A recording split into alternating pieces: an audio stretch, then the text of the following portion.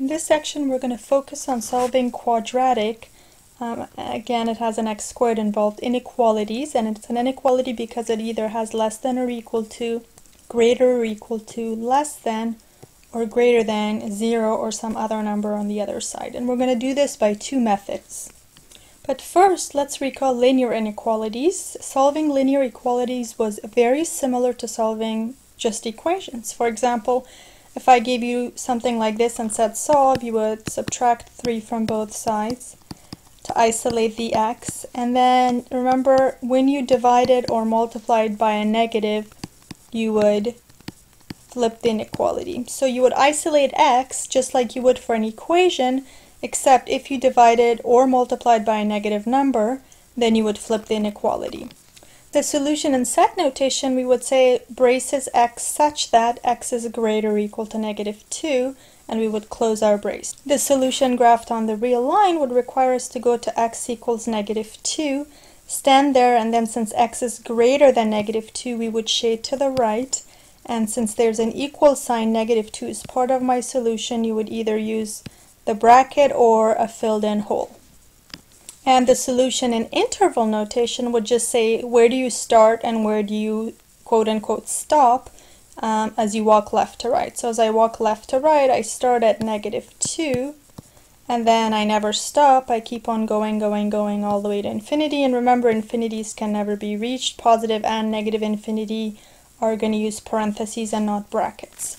So this was linear inequalities, which is rather different than quadratic, which we're going to do right now.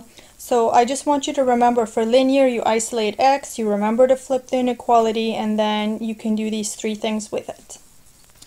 So we're going to solve quadratic inequalities with two methods, either graphically, which is very visual. All we do is just look at the graph and analyze what happens, and then symbolically or algebraically, which involves doing some algebra, of course, and then analyzing. So these are the two methods we're going to use to solve quadratic inequalities. But first we want to know how to test for a solution. So if a possible solution is given to us, would we know to conclude whether that is a solution or not? So given this quadratic inequality, again it's quadratic because it has an x squared involved, or a second degree involved. And the question is this x equals -2 a solution? Well, all I have to do is go plug it in and see what happens. So we put -2 in all the places of the x's, of course. We do the algebra. All we're doing is just testing. Remember, we're not doing it on our own, so not method 1 or method 2. All we're doing is simply testing. So we put it in, we do the math, and we end up with, it looks like 5 greater than 0. So all along I was testing to see if I would get a true statement or not. And it looks like this is a true statement. 5 is greater than 0. So my answer is yes, this inequality works for this quadratic, or this answer or solution works for this quadratic inequality. Okay, let's solve them graphically ourselves first when the graphs are provided for us. So it says use the graph of this parabola. We don't know what A, B, and C are, but we don't care because we're looking at the graph and doing it graphically or visually, to solve a quadratic equation or inequality. So right off the bat, we know that this is an equation because it's got an equal sign. This is an inequality, and part C is an inequality as well. So for the equation part, it says, when is the parabola having a y value of 0? Remember, the y value in this case has been replaced with 0. So when the y value is replaced with 0, all we're really looking at is, what are the x-intercepts? Those play a big role for inequalities as well because they kind of put things in reference. So right there and right there are the two x-intercepts. So part A just says pull out the two x-intercepts, and that's your solution for that equation. So it looks like we have x equals 4, 1, 2, 3, 4, 5, 6, and x equals 6 as our solutions for part A. Now in part B, notice the y's, it says have to be less than 0. So if I replace my ax squared plus bx plus c with the y that it's supposed to be equivalent to, in part B I'm looking at when is y less than 0. So when y is less than 0, I'm looking at negative y values. Well, negative y values are down here, obviously not up there. So this is the place I should focus on for part B. Now, what x values correspond to those y values that happen to be negative? Well, it's like casting a shadow on the x-axis. This little dip casts a shadow on the x-axis right there.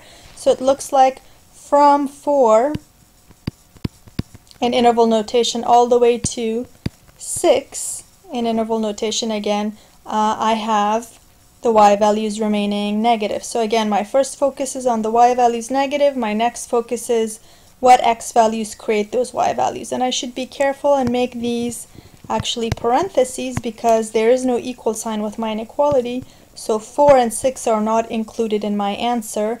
I have to leave my parentheses open. Part C similarly says, when is y bigger than 0? So when is y positive, in other words? Well, y's are positive up here, so this part of my graph has positive y values, and this part of my graph has positive y values, because that's what I'm interested in. Now, what x values create those y values? Watch this having a shadow cast on the x-axis. So all of this piece casts this shadow on the x-axis, and all of this piece casts this shadow on the x-axis. So these x's are responsible for those positive y's, and these x's are responsible for these positive y's. In other words, it looks like from 6 on to infinity, and also from negative infinity up to 4 is when my y values are positive. Don't forget the union sign. So all the way from here up to 4, I have all these positive y values. Then the y values become negative. Then I pick up again at 6, and all the y values are positive again. Let's go do number 2. It's done similarly. Part A says, when are the y values 0? Well, that happens right here, and right here that's an equation. There are two values where the x values where the y values are 0. And it looks like they're x coordinate 6 and x coordinate 8. Then the next part says, when are the y values negative? When are y's less than 0? Well, less than 0 happens right here. Remember, it's basically below the x-axis is when you get less than 0, when the y values are negative. And down here, these are all negative y values. That's what part B wants me to find. Well, these guys cast this shadow on the x-axis, and these guys cast this shadow on the x-axis. So it looks like the x's to the left of 6 and to the right of 8 are responsible for these negative y values that were created. So we'll say from negative infinity all the way up to 6, open parentheses, union, and then again from 8 all the way to infinity, those x's also create these negative y values. And part C again says, when are the y values positive? Well, this little dip up here gives me the y values positive, and these x values in the middle right here between 6 and 8 are the guys that are responsible for creating those positive y values. Let's look at a couple more graphically. Again, here's our parabola, and we're going to solve the equation or the inequality. Part A says basically what are the x-intercepts, because when the y is 0, we get the x-intercepts. And notice this graph has no x-intercepts because the parabola is completely above the x-axis. So part A has no solution. Let's write it down here. Because nowhere in the graph do the y values ever become 0. The y values are always positive.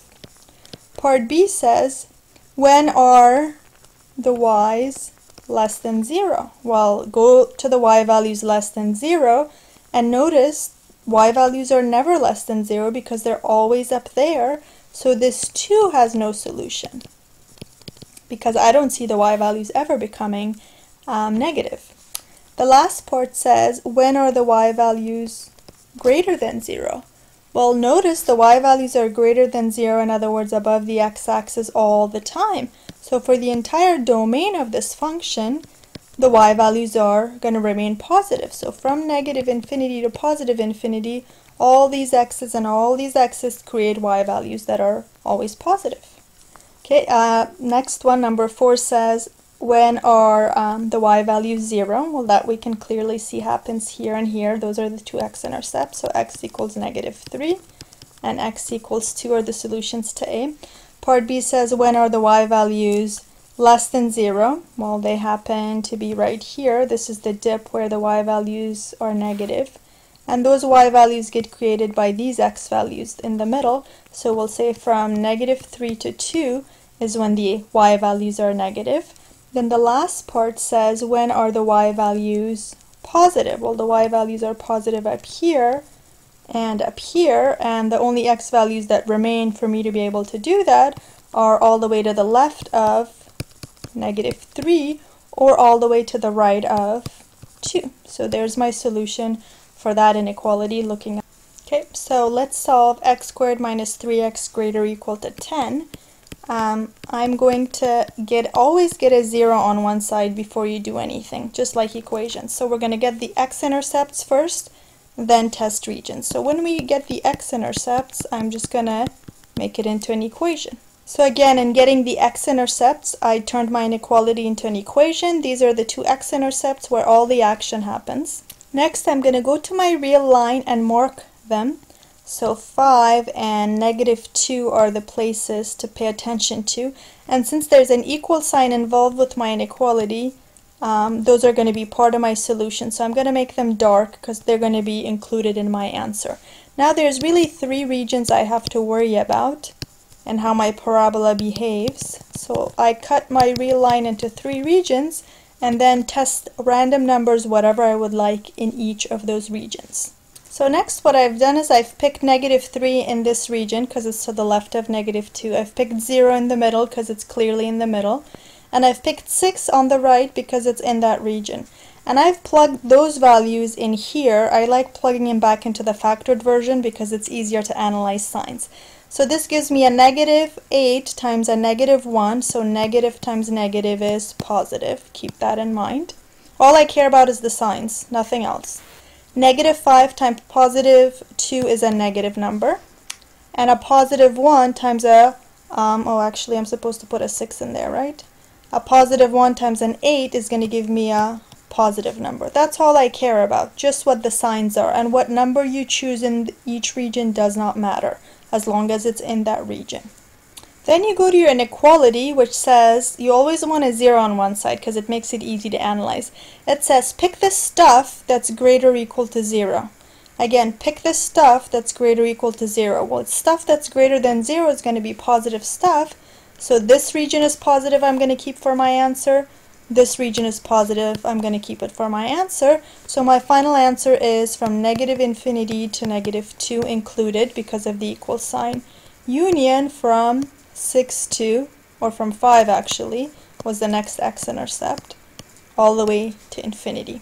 So there's my solution without doing it graphically, but really what's going on in the background, you're looking at this parabola which opens up because the leading coefficient is 1, going through those x-intercepts. So this is really what's going on that's allowing you to do an analysis of signs. It's basically saying the y values in here dip below and are negative, and the y values there and there are positive, except you didn't look at the graph, you just tested the regions and came up with the solution. Let's solve this inequality. I already have the 0 that I need, so I'm good to go making it into an equation because I want to find the x-intercepts. So I pop up my two solutions, x equals 0 and x equals 3 are the two x-intercepts, then I go test regions. So I mark my x-intercepts on the graph. I leave them open because there's no equal sign, so they're not going to be part of my solution. I can't shade them in. Now I just go test numbers in each of those regions. Remember, I only care about signs, so I put -1 in here in the green space, and I got -1, which is a positive, -1, -3. When I combine them, I get -4, so that's a negative. So ultimately, I get a negative sign there when I multiply them. Over here, it looks like I get a negative times negative, which is positive, and over here, I get negative times positive, which is negative. So again, all I did was pick numbers, put them in here, and analyze signs. And notice my original problem says keep the stuff that's less than 0. So stuff less than 0 is negative, which means here's my solution and here's my solution, all the negative stuff. So my solution is from -infinity to 0, and then union, pick up again from 3 all the way to infinity.